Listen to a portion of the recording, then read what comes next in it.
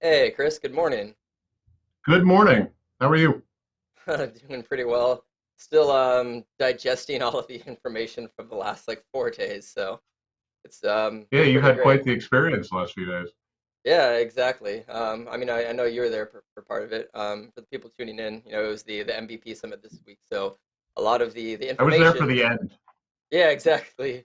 Um, but it's always fun to just learn about everything that eventually the rest of the world will get to hear about in the next 12 months. But Mhm. you know, for a little introduction, for the people tuning in, Chris has been with how many years now? Have you been with Microsoft, Chris? Eight, 8 years. 8 years with Microsoft. Does a lot of work both with Power BI Premium and paginated reports. People are probably also Hmm. familiar with the some of you at least with the paginated report bear, which again like that's still one of my favorite things I think to come out and really just both you and Matthew are probably the two people that I would say have and actually probably you two and Chuck are the ones that have some of the most I feel like fully baked personalities when it comes to just you're very much just own exactly who you are, and I really like appreciate the that about you guys. It's great though. It's there's a lot of Thank personality you. to go around. So Yes, thank you. Well, Paginated Report Bear kind of happened bit bit accidentally. It was. I never thought it would last nearly this long, or that people would literally follow the bear on Twitter or tweet at it to answer questions about paginated reports. That's the thing that I find hilarious. And yeah, that was done over a Thanksgiving break with my son. It's kind of a lark a few years ago, and the fact that it turned into a thing is always surprised me. But it's very kind of you to say. Thank yeah, yeah, absolutely. And it's you've done multiple interviews with it. I know last I think it was like you. I about haven't 13 done any months ago. interviews in a while. Yeah, it Yeah, was a while ago. It was all pre-pandemic stuff, and yeah. people are like, "Oh, you're gonna do more interviews?" I wouldn't mind doing another round of interviews at some point when we're all back seeing each other. I suppose doing it over. I don't think it would have the same effect doing it over Teams, but Exactly. But yeah, yeah, I mean, I reached out specifically because I wanted one of those. I had watched a couple, and like, yes, you did. You I were. yeah, I wanted this as a milestone. Like, you know what? I know I've made it as an MVP when I've been interviewed by Paginated Report Bear. Boy, I don't know. I'd like to think that there are more things you could accomplish than being interviewed by my son's teddy bear, but I'm glad you enjoyed the experience. Yeah, it was, at the end of the day, a lot of this stuff is, I like to have fun at my job, and and I do. I Mhm. enjoy it a lot, but it's a lot of this is just community involvement and um, you know, having really engaging and enjoyable interactions, and you definitely like those ones I think definitely go out on the upper echelon of just like it's fun. You want to put a certain amount of fun into work that you can Mhm. No, do. yeah, and if you're not having fun at your job, it becomes a job, right? So I Exactly. enjoy coming to work every day and doing what I do, and I love the team that I work with.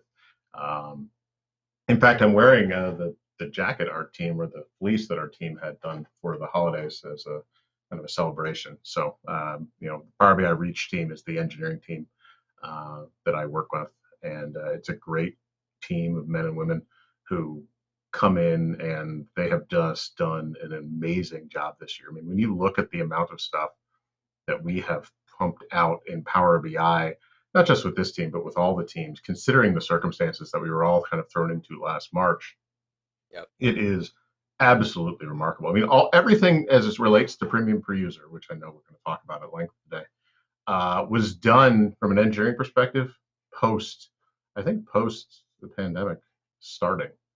At least for premium per user, it was. We didn't even start that engineering work until after that time. So, I mean, that's an amazing achievement for them to get all of that done and the entire premium Gen 2 infrastructure in place under Yeah, these conditions. So, I think this time last year, even at the MVP summit, because it's released now. I don't even think Premium Cruiser came up as a no, conversation at that point. Like it no, was, it was not. yeah, No, I was certainly in conversations around it internally, but it was still kind of an option that we were actively considering, but it wasn't anywhere near finalized.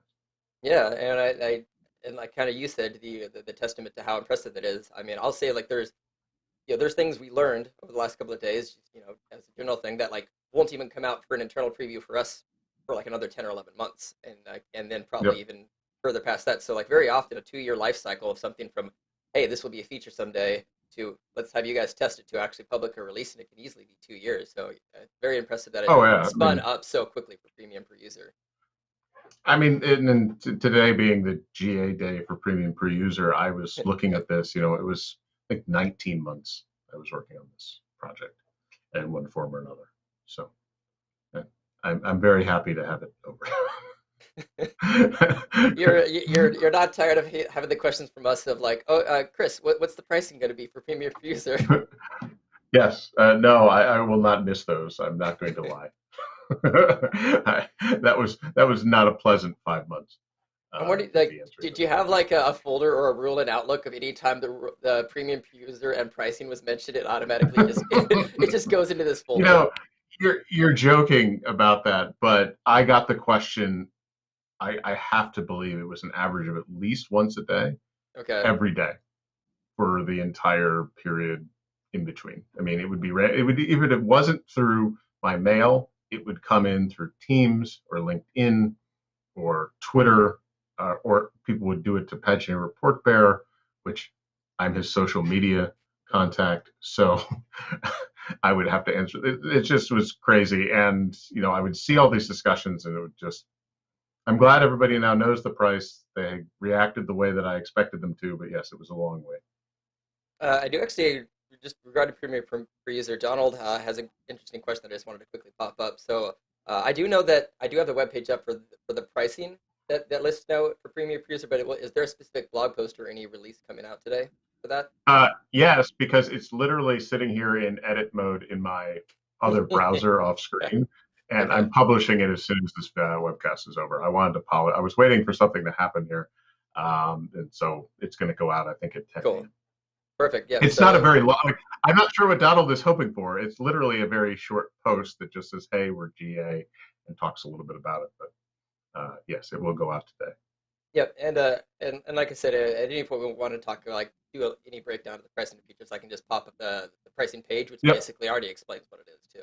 But Yeah. No. I think Absolutely. yeah, one of the primary reasons that that we're talking today is both just a discussion of pricing or premium per user. I still like the term premium. I'm hoping I can get that to catch. It rolls off the tongue so much better than It PPU or does not. premium It does premium. not. So the original thought was that this would be called something like Pro Plus, and honestly, I could go either way on the name. I can see advantages of both. I do think one of the things that I don't know if it's a pet peeve or it's people are like, oh, premium per user and premium are two different things. They're not. The idea is that it's premium, but it's licensed two different ways. And people will point to, well, you can only do certain things with the capacity. Sure. But in terms of the feat, like the reason this is there is because people were missed. So the premium features, you have two different ways of licensing. Yep. Yes, there's some slight variations on the rules there, but you know, ultimately that was the reasoning for premium per user, because the idea is you would have a high level item that says premium and then two columns that would say per user per capacity. And Yep. I think that's actually how it is on the pricing page. Yeah. But that's Let me just effectively why we went with that. I'll just cut over to that just Yeah, pop the exactly. page up. There you go. Yeah. So you have Power Yeah. BI Premium, and then you have per user and Yep. per capacity. That's why it's named that, and that's why the Promium name, despite your attempts to make it catch on, that's why I don't like. I mean, and also that name made more sense when there wasn't an add-on. That's true. So yeah, because the idea there is like, oh, you're getting all the pro capabilities and all the premium features in a single license. So that's true for the $20 standalone. Because we did make available a $10 user add-on, which you can see there in the fine print at the bottom. If you have a pro license or if you have an E5 license, which also has pro in it, you can buy just the add-on license for $10, so you don't have to swap out licenses or do anything there. So I would argue that I'm glad we didn't call it Pro Plus, which would have probably made doing something like that harder, or you'd have to come up with a different name for it, or Chromium. So if you want to call it that colloquially, uh, or on your blog or something, that's fine. But that's the reason why the name Premium per user ultimately is what we landed on. Oh yeah, yeah, and I would never would have thought of Chromie as the official title, more of the unofficial. Yeah, No, it's the nickname, you know, it's the fun sounding way to call it because I'm it's kind not of a sure if yeah the internal naming council would have appreciated Chromium as much, but yeah. yeah, that ultimately is why we went with that. It's Very interesting, you know, as you do these projects, all the different things you learn.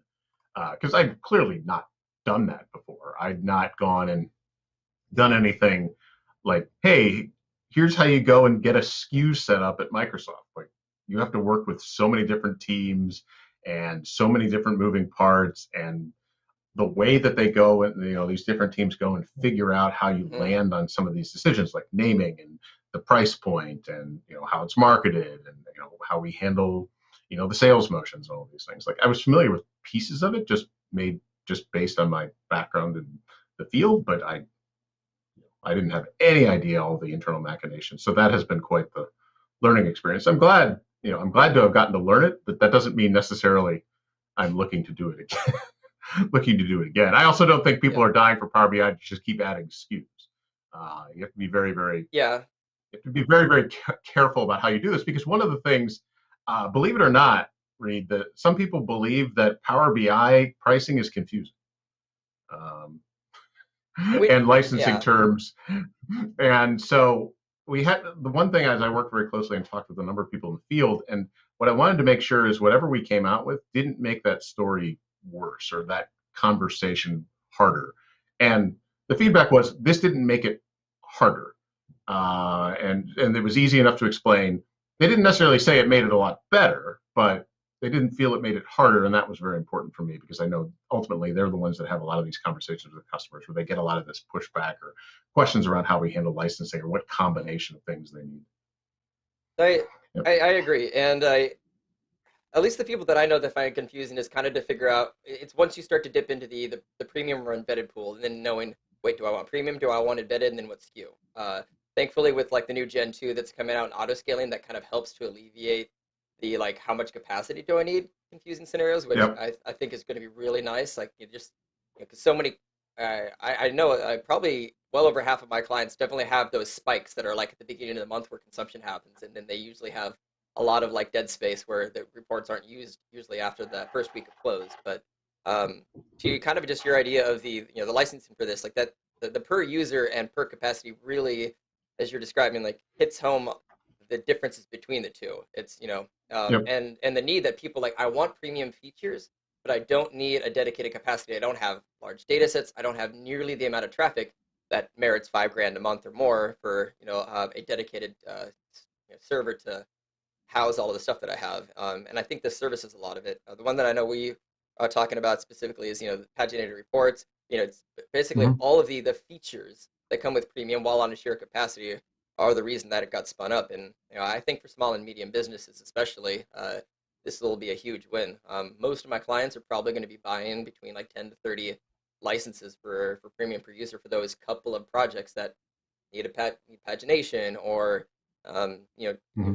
any kind of enhanced AI visualizations or transformations Yep. and data flows, things like that. So it really Yep. does kind of provide that middle road between the two of them. Yeah, and that's exactly what premium per user was designed for.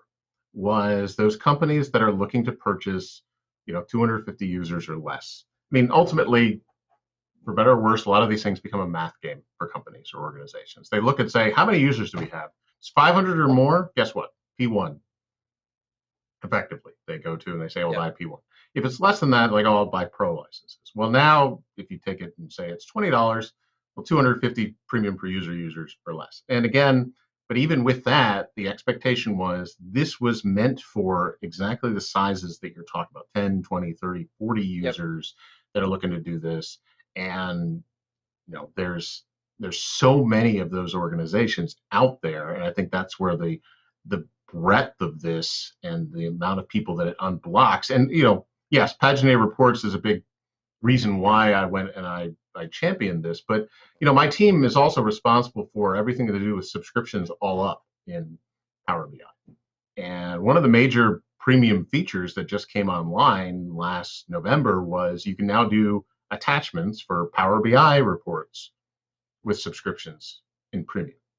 That was done and released specifically to time it with premium per user. And it's another way for people to take advantage of that. And the amount of people that you're talking about spikes. The amount of people that use subscriptions in the Power BI service is enormous. I mean, since I've taken that feature area over, boy, I think we've grown. Just trying to think. Uh, we're now by 5 or 6 times the volume each week than we were 18, 24 months ago. That's a lot of mails and a lot of subscriptions being sent. When you're talking about those kind of spikes, and especially when you're talking about the traditional SSRS scenarios of paginated reports, I remember back when I was in the field, there was a large SQL deal that we landed because a company was sending out invoices using SSRS to all their customers for 250,000 or 500,000 people Oh, wow. once a month, and there's like a spike for those 2, 3 days. And one of the things is, oh, I can't scale up on-prem to do something like that. Yeah. And so when you talk about the auto scale capabilities, that's something again with Gen 2, you have those new capabilities, but it's another way for smaller companies that don't necessarily have those large spikes, but they have to send it to 100 people. They have to do that. Hmm. Like they can use premium per user and do things like that to help manage or these types of scenarios, and at least have that as an additional weapon, because the amount of people who have SSRS is a lot because the amount of people who have SQL Server is a lot. So you're Yep. talking about hundreds of thousands of companies that have this product that are looking to use that win Power BI, and so there's a huge amount of interest, and we've seen massive growth here over the last several months as the price point has opened up a lot of new opportunities. That was that was the very first reporting tool that I ever learned on like a decade ago. Is you know was SSRS and building reports into there, and it's a lot of the the design and everything How else was that that, was. Reed? I wouldn't say it was the best experience. The designer was okay. I mean, even today, the Power BI report builder still shares a lot of Yes, it similarities to does. that. It's essentially still an SSRS report builder, but it's just Yes. reskinned with Power BI. That actually leads to a great question I Yes. have from somebody on. It's nowhere. It's not as user friendly as Power BI desktop, and it's not supposed to be. But somebody is asking Mustafa is whether or not the report builder will ever have like more user friendly grouping visibility options. As it like evolves moving forward. Yeah, I think we've made no secret of the fact that we want to provide a more modern authoring experience with paginated reports in the cloud in the coming months and years. And I think what ultimately you'll see is more and more of these things be based with a web-based authoring experience versus necessarily having a client-side tool. I know that there is an audience of people who do prefer having a client-side tool, but when we look at the engineering work that we need to go do, do we try and redo Report Builder, or do we go and we put something in the web that people on Macs can use and things like that? So Exactly. that's the direction that we're headed, and we absolutely want to make it more user friendly and provide a much easier on ramp for customers. But I got an interesting question. I've gotten questions in the past saying, there's so many things you can do, and there are so many things you can do with RDL, the underlying language for paginated reports, that give you incredible flexibility, and the amount of control you have is truly, you know, uh, light years beyond what you can do, say, with Power BI Desktop, which again is trying to solve a different problem. But that's very difficult to go do because, again, it takes a lot of work to go do many of those things. You don't want to lose that. You don't want to lose that ability to go do that, because that's what ultimately makes it special. Because you could have just a couple of those reports to the customer that are very, very important, that still need those capabilities. You need a giveaway for authors to go and do that. And so as we go and we look to solve this authoring challenge, that's something we have to balance, is those two schools of thought and the audiences that are ultimately looking to go use those tools. Yep. And yes, Power BI Report Builder, it's been around a long time. We've reskinned it and done some things. We'll continue to make minor improvements there for usability and ease of use as we can, but ultimately we're looking to go and truly have a modern web-based experience as we move forward. Yep. And I, even from the experience that I've used it with a bit, I've dabbled in it with some clients that have used it, but I've not. I'm saying I'm like compared to like Peter Myers, I'm nowhere near as versed in the tool, and I think they're Well, yeah. that's a pretty high bar. I mean, the guy who did the paginated reports in a day Yeah, class based on material he had built years ago because of his mastery in SSRS. I mean, you are yeah, setting it awfully high. I'm not as good as Peter Myers is at right, putting together paginated reports, and that's yeah, something that I always tell people. You know, they're like, "Oh, well, you're the PM of the product. Surely you know all these things," and that is not the case. I have very smart people around me who know a lot about different areas of the product that I yeah, come to lean on. And yes, I have a certain level of depth in paginated reports and SSRS, but there are many people in the community who are far more proficient at some of these things, especially around authoring. And Peter Myers, like, don't if you can get to my level, that's aim a little bit lower than the Peter Myers level because that'll be a challenge. aim high and then probably shoot for something just slightly below it. Yeah, aim high, and then you hit Chris, and Yeah, then you're there you go. fine. Then you're Exactly. fine. No, and I think you hit some good points where it's generally the people who need paginated reports need something very finely tuned and customized to an exact shape and output, much more so than Yep. even a Power BI report would be. Because you're making invoice sheets or other things like that. So Mm-hmm. there is a level of the more you allow things to be customized, the more advanced the tool needs to be to allow that in a sense. But I do know like some of the things that myself and I'm sure a few other MVPs are looking forward to is like at the moment I know if you want like the alternating colored rows that actually requires like you to put in the formula to do that versus say select formatting. So some of the small things that will eventually I'm sure get more user friendly, which is just be able to do some basic formatting and other adjustments that just mean you have to instead of writing the format code for something, there's just going to be like an option to click that does it for you. And I think So, that's kind of so where do I'm you know kind how of to write imagining. DAX? Yes.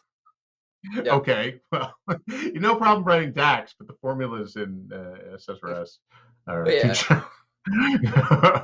This is always one of these things where like I get it, I totally understand, and Excel, for example, makes that super Yeah. simple, Yeah. and we should absolutely improve some of those things. But I do find it funny when these people like yourselves who are able to write DAX, which I've taken classes. I love Rob Colley. I mean, that's how I first met you through Rob, and Hmm. I've taken his class. I love all the stuff he does, and he certainly brings it down to a level that I was able to pick it up and become more proficient at it. But come on, it's not easy, and doing that compared to some of the stuff like the Oh, of alternating row course. colors, like I think you could swing it. But yes, you're absolutely right. We're looking to make that type of thing exactly, things like that super simple, and that's what desktop does really well. Yeah. Like for Exactly. myself, I mean, for myself, I built paginated reports. I do them fairly regularly, but a lot of times it's just much simpler for me to throw something together in desktop or in Excel, frankly, Yep. to go and quickly, because I mean, depending on what I'm trying to solve, if I'm just looking at something myself, I just need a pivot table of data. I quickly refresh it, and I can then see the information. I don't need a paginated report to come into my inbox every hour or something. No, and yeah, with a lot of these things too, it's almost like I love the term syntax sugar that comes from Marco for DAX, and there's Mm-hmm. almost like software sugar in a way. There, like something that's a formula today might just be a button tomorrow. Power Query is a great Yeah, example of things that you script it to, advanced ones you script today, and then in like a year or two, they eventually just add a command button that triggers that for you. Either way, I it's have to still say, doing the Power same Query. effect. Go ahead. That's a great point about Power Query. Like when I was in the field, I remember first using Power Query and just thinking what a transformational addition this was to the Microsoft BI stack. And I couldn't believe I had dealt with so much of that in my earlier career. For those of you who don't know me, I've spent 10 years at SAP, and I used a lot of the Microsoft BI tools internally to solve different customer problems I had as a business analyst. I was shadow IT, and I took that title very seriously, and like I loved being somebody who could go solve the problems.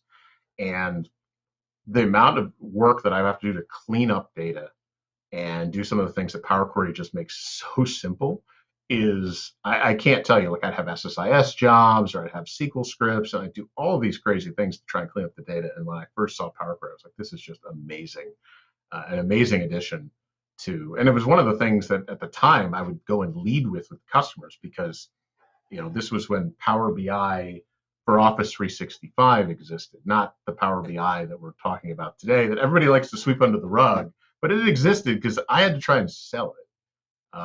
It was And the desktop tool was still called Designer back then. Power BI it didn't wasn't, there have wasn't even a no. desktop tool at this point. This was when Okay. everything was in Excel.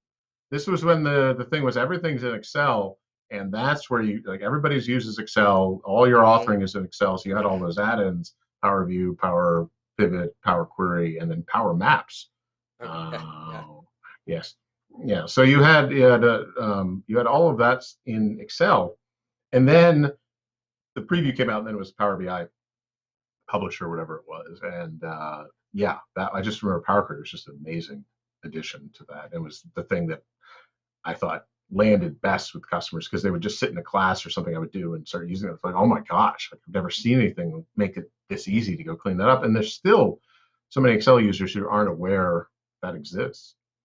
So, It's and to me, it's the perfect example of something that, like, when I first used it, there were some transformations, but you to do anything advanced at all, you had to know, you had to learn M. Like there was quite a few things yes. like combining from a folder or extracting from an Excel file. There was no button.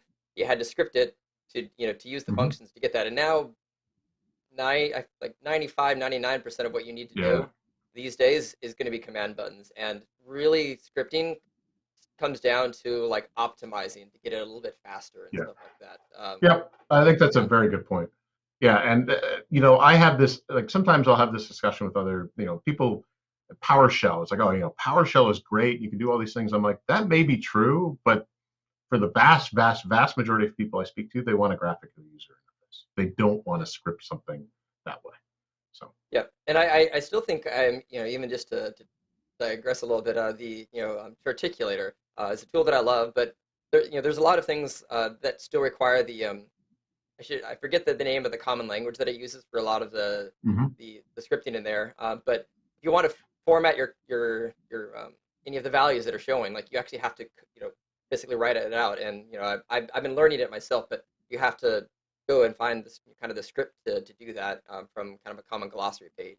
So I do think that sometimes provides a little bit of a blocker for wide adaptation because, as you mentioned, people want to be able to click a button to do stuff. It's like, all right, well, this is going to take me half an hour to figure this out, not just 5 seconds, and maybe I'll do it tomorrow or the next day. So yeah, I know it was one of the reasons that I didn't learn it for probably a year and a half until I had a client that needed a custom visual build for them that I finally learned Mm. Articulator, just because it was on my list, but I didn't want to spend a whole day figuring out all the ins and outs of all the code rather than something that was entirely GUI based, which is it's kind of a hybrid of Well, both. that's it. I mean, and you bring up the point that to go back to the question about report builder and Yep. like, there's a lot of interest in paginated reports. I mean, a lot of interest. I get more questions from the PBI cat team on the internal channel, I think, than any other PM Okay. at one point. And well, just because it's something, there's Patrick and Adam and others who clearly know the product, but it's something that a lot of people who are out selling and talking about Power BI today don't necessarily know in detail. And to learn it is not hard, but it's exactly what you said is I have a day job, put myself back in Hmm. my, I have a day job. I try to pick up Power BI report builder and get started. If it's any amount of friction that I run into there makes me less likely to stick with it past that Gotcha. initial few hours to kind of get over that. Because once you're able to do like, and I continue to argue, and I think I mentioned this to you before, everybody should be able to go and create a table, a paginated report table by using the table wizard, connect to their model, pick fields, Hmm. create a table. Anybody can go do that. Now it's the pieces beyond that, and this is exactly what we do with paginated reports Yep. today. It's the pieces beyond that you build on top of that, because most paginated reports are a table, maybe some text boxes and an image. Like, that's effectively it. You think about an invoice, you have a table, text box with the address and stuff. So, You mentioned paginated reports in a day, so I'm actually just going to flip over to that screen just for a minute. So for oh, that's people, awesome. yeah, tuning in, it is a course provided by Microsoft, uh, primarily, and I actually didn't realize it was updated from an older course, but I knew Peter Myers, another MVP Mhm. and colleague of mine. He basically built this out, and it sounds like did he used to have an SSRS course that he kind of updated to this, or? Yeah, I mean, yes, he's been dealing with SSRS for quite some time. And this is why Peter's great. I mean, we worked with Yeah. him. I've worked with him on the product team for my entire time here. He helped us build out material for say SSRS 2016. But when you're talking about building material for SSRS, much of the time it was I have in mind or I have to focus on a very specific BI persona that's not really the people in Power BI necessarily who are desktop authors. And so that was one of the things that we worked closely on. Is like, look, one of the nice things is that yes, a lot of the stuff that you may have learned or used in SSRS translates exactly to Power BI. That's the point. But if Yep. you've never touched that before and try to come into that course, it's a very different audience and mindset that these people have. And I think Peter did a great job working, with me and some other folks on our feedback to structure this in a way that really does make it very approachable. And he also was the person, by the way, who made the decision and pushed to have an online version of this. And thank God he did, because we filmed this in mid-February 2020. And guess what happened 2 weeks later? So Yeah. that's the thing, is that the fact that he went and did we had this available, and the amount of people who've gone and viewed it and run through it at this point has been fantastic. But it's structured in a way that makes it very easy to get started, and then layers on top the different things that you can do to really make your reports pop and take advantage of some of those really cool capabilities. And this is just the tip of the iceberg. I mean, you're talking about a day. There's so many different things you can do out there, and there's a ton of MVPs and others like Paul Turley. Um, Hmm. you know, I always mention Paul because he's kind of like, he did write the book on much of this stuff. But there's Paul Turley. I mean, another Laura Grant Brown, another MVP who's doing some stuff now online. One of the PM of my team, Mystery PM, has put out some blog posts. But you can go and look at a lot of the old SQL Server Reporting Services articles, and yes, some of them are quite dated, but they're still relevant because ultimately the language and the authoring experience hasn't changed. Now, you could argue, like, why haven't you updated it? But at the same time, it does provide a wealth of material that's out there for the last decade or so that you Yep. can reuse, and you can do some amazing things with paginated reports that people aren't even aware of. And it's I mean, just you mentioned there, the testament that as the tools evolved, a lot of the content that might be 5, 6+ years old can still apply as far as some advanced Yes. features or certain design elements that especially that dip into the code. I mean, even from a blogging and video perspective for me, I know that if I do a video on like a new feature that's going to be popular today, probably not going to be relevant in 3 years. But if I do something on DAX or Power Query, there's a good Yep. chance that's going to have a lot more staying power for 5 or 6 years if it's Yep. like a best practice for coding or something like that. Yeah. I mean, just think about how much. I mean, the desktop changes every single month. Bad news is the desktop changes every single month if you're trying to keep up with documentation, videos, all those things. And Yeah. that actually does provide a foundation of learning and visualization techniques and things you can reuse from SSRS that just work as is in Power BI. And even to the fact that So like speaking of the almost like the double-edged sword of product releases every month, it's great because it's constantly evolving. But I just had a video course that I just released, and by the time it was released, some of the video had features in Power BI that already looked a little bit different because the model view changed.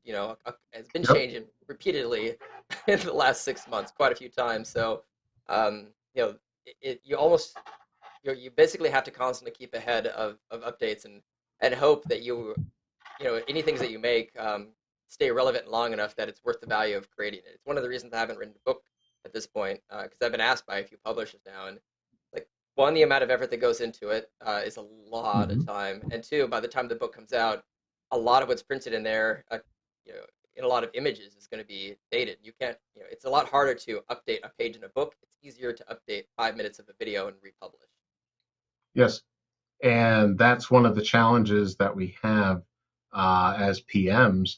We have an amazing doc writer team, but trying to keep on top of that documentation to make sure it is always up to date and that you're always going and updating each location in the Power BI docs that there may have been something that mentioned this.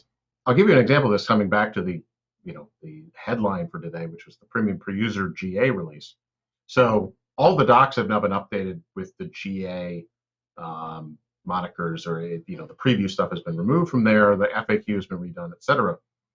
Uh, there was an 8-page Word document of every single article in the Power BI docs that one of the PMs on my team went through and put together back in November, of all the places that we needed to update for Premium Per User. An 8-page Word doc, which was just the locations in the Power BI docs that needed to be updated. So basically, each line essentially was a URL. Yes, and what needed to be updated. It Oh. was incredibly tedious, but I cannot tell you how valuable that turned out to be, because I could just hand it to the doc writer now, and he was able to go through and in a few days knock all of those changes out to be published today. But you think about something as pervasive as that SKU. We have a ton of references throughout the documentation to Power BI Pro. You need a Power BI Pro license. Well, guess what? Now you can have your Chromium license. See, it's your Yeah. podcast, so I'll give you that. But you have to mention that in the docs, because otherwise people won't know it.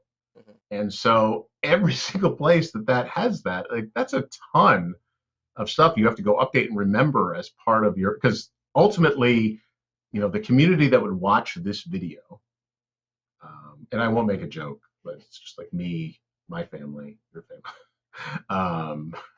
But the community that would watch this video or watch Guide and Keyboard, any of those things, is not the vast majority of Power BI. They check the public documentation.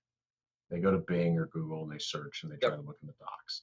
And so if it's not in the docs, then guess what? It's like, as far as they're concerned, it doesn't exist. And we get CSS cases, customer support cases, all the time that are issues just because the docs aren't updated and they don't have the right place to point people to. So that's a big part of a PM's job, is to coordinate all of that and ensure that the docs are updated on time and that the support team is aware of what's going out. And there's a lot of, like I mentioned before, there's a lot of different moving pieces you have to be aware of, especially when you're publishing something like this.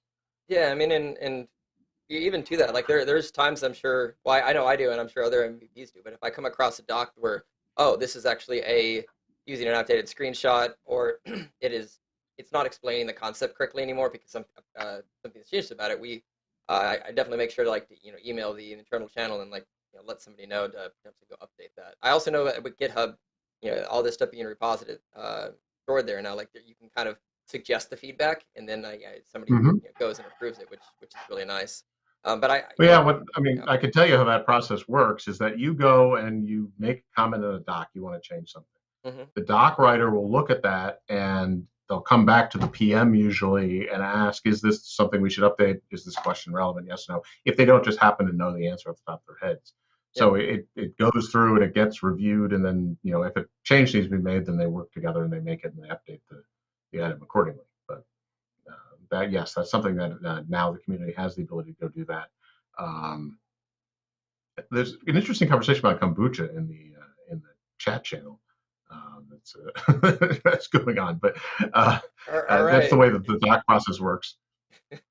Yeah, and I mean, honestly, from my perspective, I go through very similar things every month because I have a lot of training content and probably hundreds of slides across all of it, of training documentation, and every month when I get the internal release for Power BI, I go through that and I make a note, what's changed, how many, and then I have to figure out how many slides do I need to go update for either adding new terminology, renaming something, or putting a new screenshot in there to make sure that I don't present something and, oh yeah, by the way, this slide's out of date. Like that's not something you want to encounter as an instructor.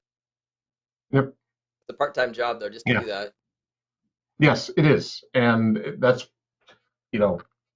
as I transitioned to being a manager from an individual contributor, being a PM without a team, learning, I would obviously, before I had to do everything myself, and figuring out, how to delegate those things and who does what, and coordinating that is a whole different skill set that I've had to learn at the same time I've been doing some of these other things. So that has been quite a learning experience. Well, I've learned a lot actually in the last year. You learn a lot in this role, but always challenging yourself and trying to, just the amount of things a PM has to go do and be on top of, and always communicating with different teams to ensure that everybody is in sync and getting things done.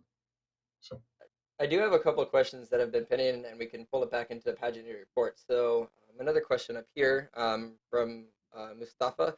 Uh, so it would be on similar lines. Would paginated reports have an ad hoc report building capability for end users? Um, and as one example, maybe, like in an embedded mode. maybe it's not something we're focused on right now, but sure, we might. I don't like to rule anything out like that, but it's not. I mean, we have to go finish one thing and then we can focus on the next thing. That's fair. Yeah, They pop up.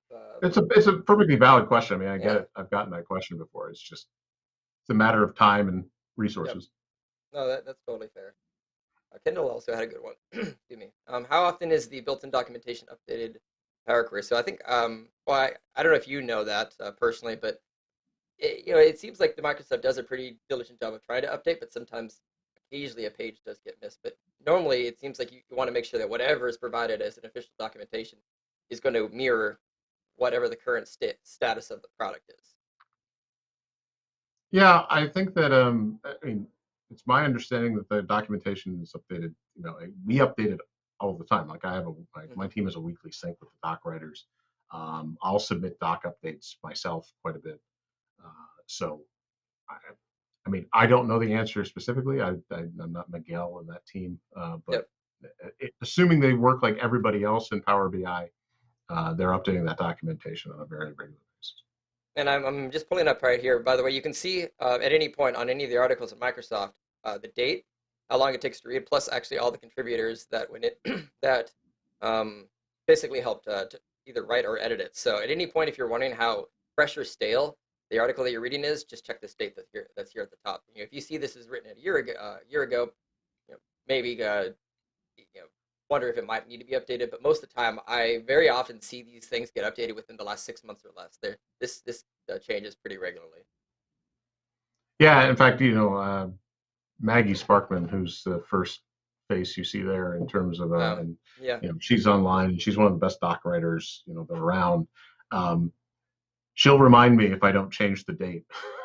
So in the Git article that I'm updating, that's one of Oh, the things you have to go remember to change the date it to doesn't. when that It's is. so it's not like a modified by date. It actually is something you have to edit No, no, no. yourself. You go Okay. because it's the date. It's the date that you want to. It's potentially the date you want the article actually published versus the date I'm changing it. Oh, okay. But yes, Interesting. I don't Yeah. know if that's I don't know if that's proprietary to know or not. But oh well.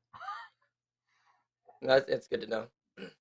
Um, but yeah, I think overall, the broad perspective that I'm really excited for from this day going forward is it's just seeing how much people are going to adopt this. Now that the pricing's available.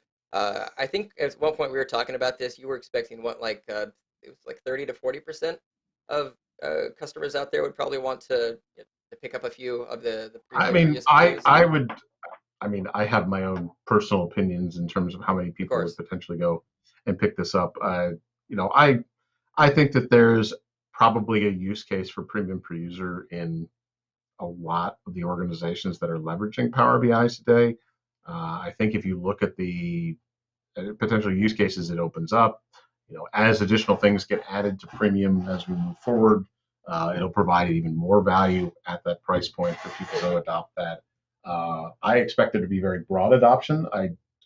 Again, premium has been very successful, and one of the reasons why we did premium per user the way we did was to not disrupt that sales motion and the adoption of that particular way to purchase Power BI. So, do I expect people then wholesale to trade down or trade out of premium capacity? Absolutely not. That wasn't the point. But Well, yeah. it's meant to fill that gap. It's meant to fill that gap for people who just weren't able to get the premium. I mean, I can't tell you how many articles or blog posts I would do, and the first comment is like, premium only. Who cares? And it's frustrating. It is. It's frustrating because the team works so hard on these features, and to have yes, it's just somebody on the internet saying that, but you want your work to be appreciated, and I wanted people to be excited and using these capabilities because there were so many people that wanted to, and it's just like I can understand if you're a small organization, you can't just shell out. $60,000 a year to use paginated reports, especially if you already have, say, SSRS running on SQL Server Standard in your organization. Like that's exactly the type of customer where premium per user ultimately makes a lot of sense because if you look at the capabilities you're getting there, for the average number of people who potentially are using a SQL Server Standard instance with the BI capabilities, you actually could get the same number of premium per user licenses for those number of people and an Azure SQL instance potentially and pay less on an annual basis than say going and renting a VM. Yep. So it's a really really attractive way to get your foot in, like have a full end-to-end BI solution. So that's what's so exciting about it is that I have my own tenant and I'm planning to I'm planning to purchase that, and just for my own purposes, just because I like I like being able to just kind of demo things or try things end to end, but at the same time, I'll continue to have need or use for this beyond my time as a program manager. So And you kind of hit the on a very good point when you mentioned earlier is like the as soon as you people hear the word premium, like no, not even worth my time. no, Um, they would immediately block it out. yeah, Or like premium, like the amount of SSRS MVPs and others who I'd worked with through the years who didn't even know the features that Paginated Reports supported because it was premium was, boy, probably more than half. Like they would ask me questions like, "What do you mean? Of course we have subscriptions." Like, "Oh, I haven't even looked. I haven't even looked." and from a like a a blogging and video perspective, I mean, I've talked to Adam Saxon about this. Like he's done a couple of things on premium, but he hasn't done much. And one of the reasons is there's even from user perspectives of consumers of that stuff, there's a massive drop on how many people will watch something if it's premium, and I think that's going to change now going forward. I Yes. know I've done a couple of videos on it, but same thing. Like every time I've done anything premium, it's good content, but very few people watch it just because there's not that much of an audience. So I think Yep. it's going to kind of help in both worlds, where a lot more people are going to be able to purchase it because of that. But there's going to be a much wider audience now for Paginated Reports and all this other stuff. So I think you will probably in Yep. the next 12 months see a lot more MVPs and other just content creators, bloggers and vloggers start to do more videos on a lot of premium features, which I think will even further help to increase adoption across it. Um, And that was one of the things that I used that as one of the talking points or one of the reasons why I thought a per user premium model was so important was that audience of individuals, the MVPs and the bloggers and others, even if they're not MVPs, just not having that, like, I'm sure everybody on this, who's watching this or even after the fact has gone and um, done a search for Power BI stuff or looked at videos or just learned the product. They haven't, if they don't see that super cool demo or a neat blog yeah, post or article that they just were dying to try, that type of grassroots interest in something takes time to pay off.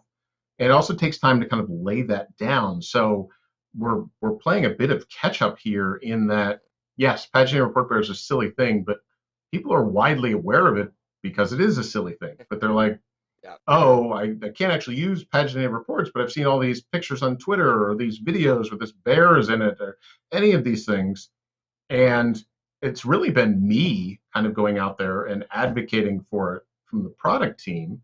And certainly there are some folks in the community that talk about it all the time. Or, I mentioned Paul Turley, but David Eldersfeld's another guy I know on Twitter who I very much enjoy talking with him. And he's been a huge fan of Paginated Report Bear since the beginning. I will give him credit for that. Like he, before anybody else, saw the value in Paginated Report Bear. Um, just talking about paginated reports just casually in those types of things, as opposed to Microsoft screwed up, the price is too high. Like that's what I would see yep. from other individuals online. And having that type of grassroots and seeing the cool things you can do with that gets people excited. And you see that, and we've already seen because of premium per user and the lower prices with the A SKUs for paginated reports is now available with embedded Gen 2, the massive breadth of adoption that's happened in these organizations already, just because they now can go and use something that they've been wanting to do for 2 years. No, you're there. There's like a tipping point almost that it's once they can see the Yep. potential and the adoption just exponentially increases from there. 100%. Mhm. There's a couple of questions that I have in the Yep. chat that I'll pop up to here. Mustafa has another good question again. The paginated reports are going to be available in Power BI embedded Gen 2 on the A1's queue, which is great. He was curious about if you have any information on like when Gen 2 is releasing. Yeah, I mean that's not up to me, and on me to announce it's coming.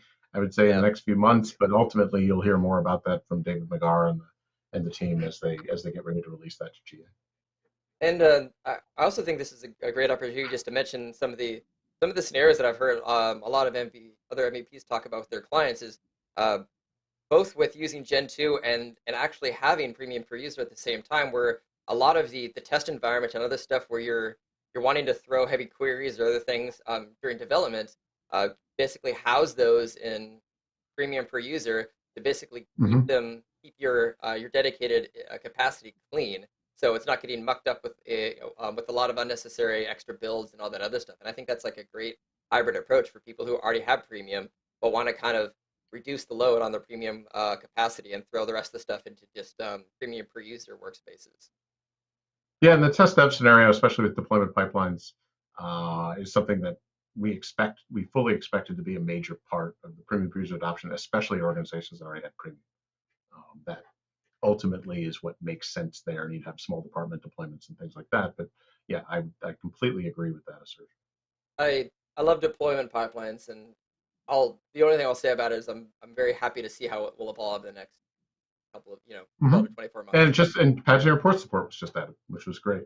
Yeah, That just came out earlier this week. I think earlier this week or late last week was one of the two. I think that was one of the most commonly requested things that I've heard Yeah. from people is Oh, like, sure. man, this is great. I just wish paginated reports was supported. Yeah, and then Pageant Reports Data Flow is another one I know that they're working on. So. And I'm sure that's with a lot of that there's eventually going to be a parity between whatever's available to configure in a workspace can be something that can be migrated with um, uh, deployment pipelines. I was completely blanking on the term for that. Again, it's something that I've certainly already implemented with a lot of clients because it's a really nice way to keep your environments clean and also just be able to track changes and all the other stuff. It's just a fantastic feature for that. Yep. And it's really exciting. And again, RDL is it's an open format, so there's a lot of things you can do there, and it makes it really easy for deployment pipelines to do another thing, and any number of things moving forward, especially things like file changes and integration with other environments and VSO or GitHub in the future. So And I'm just I going to think I see find, another question here about. yeah, I do. Yeah, popping that up to you right now. Yep. Mustafa has another great one. So yeah, basically, it's content created by pro user and then they update. So I'll see if I can answer a little bit of it and then pass it over to you. Um, Sure. so if you're a pro user and you create a workspace and reports, that's going to be a pro workspace at the time. Yep. If you upgrade that user to a premium per user, that all your workspaces don't automatically upgrade to premium. You can No, absolutely reassign not. them and Yes. you can update them to that capacity. It's just like if you have premium Yep. itself. So regardless of what the user is, the workspaces are configured independently, kind of in the service based on what features you have available, either assigning them to premium per user or assigning them to premium capacity, and that can be configured separately. Yes, and that's exactly right. Reed, is that you can choose to convert a workspace or app to premium. It is premium per user in this case, and then everybody who needs to access content in there would need that license as well. Now, there is one use case. So you can subscribe pro users to content from that workspace so they can get a copy of the report as a PDF attachment, say if you're doing a paginated report subscription. But if they want to actually access it in the web, they need to have that license accordingly. I And think you wrote we've been this. very, You wrote yes, this documentation, right? I was going to say the number one thing that I have found that I send to everybody to understand who can see what, where, and created by whom is this little mm-hmm. table breakdown right here. Like it is the most useful thing that just shows if you're this type, you can access this. If you are this type and created this person can access this. It's the Yes, easiest and to be explanation. fair, to be To fair, be fair. somebody from the field created that table. They said Okay. you need a table like this, I said, okay, great.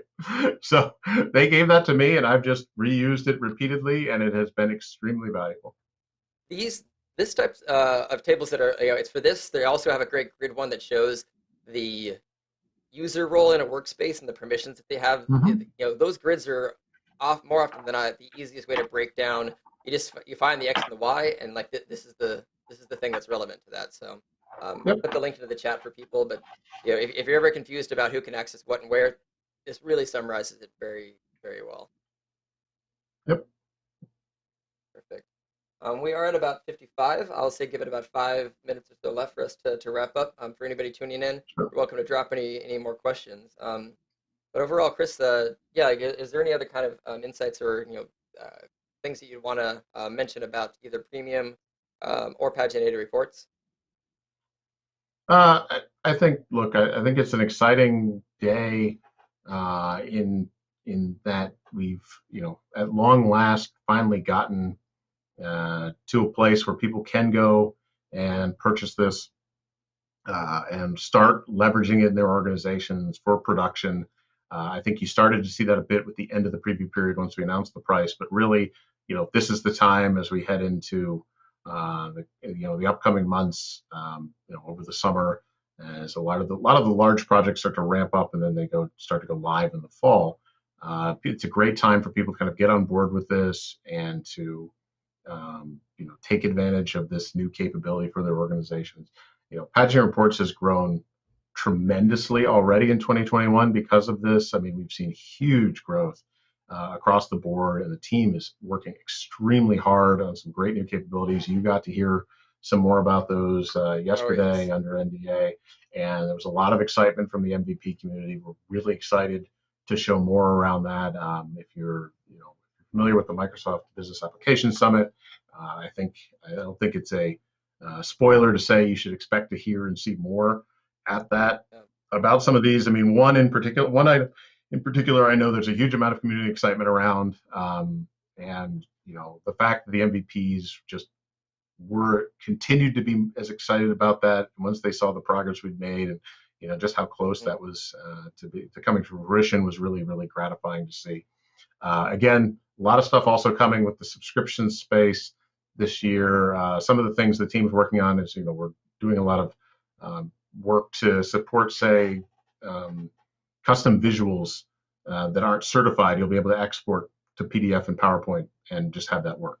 And I know that's a big ask Yeah. for Power BI reports, and then things like data-driven subscriptions for Paginated reports coming. We'd love to get that going, later this year and bring it into the service as opposed to using Power Automate or some of those other things as a workaround. So, a lot of great stuff on the horizon. I'm really, really excited about, the fast start we've had here in 2021. You should expect a lot more from this team in the coming months. And I will say that if you have any questions about paginated reports, you can. I'll flip over to this screen. You can tweet at. No, do not tweet it. Do not tweet it at the bear because guess what? The bear does not check Twitter all that much. He does occasionally tweet stuff out, but you'll see it's not necessarily.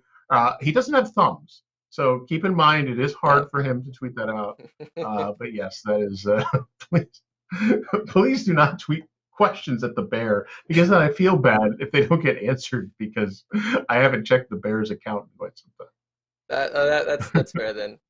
Um, time. but yeah, for people who at least want to follow him, he already has 976. So you almost have a I would. thousand It would be followers. great. So to be fair, it would be great to get to 1,000 followers with that bear. Yeah. So if people want to follow him just for that, by all by all means. But it's meant to be fun. It's not meant to be. It's not meant to be a serious account in terms of Paginated reports. Totally fair. And actually, funny thing is, I didn't realize in his bio I actually said he was best friends with Mr. Matthew and Dataflow's dog, and I was called out for that on a quiz that I did, that Power BI quiz show I did, where I said it was just Mr. Matthew, and people were quite upset. I So does Dataflow's dog have a Twitter or no?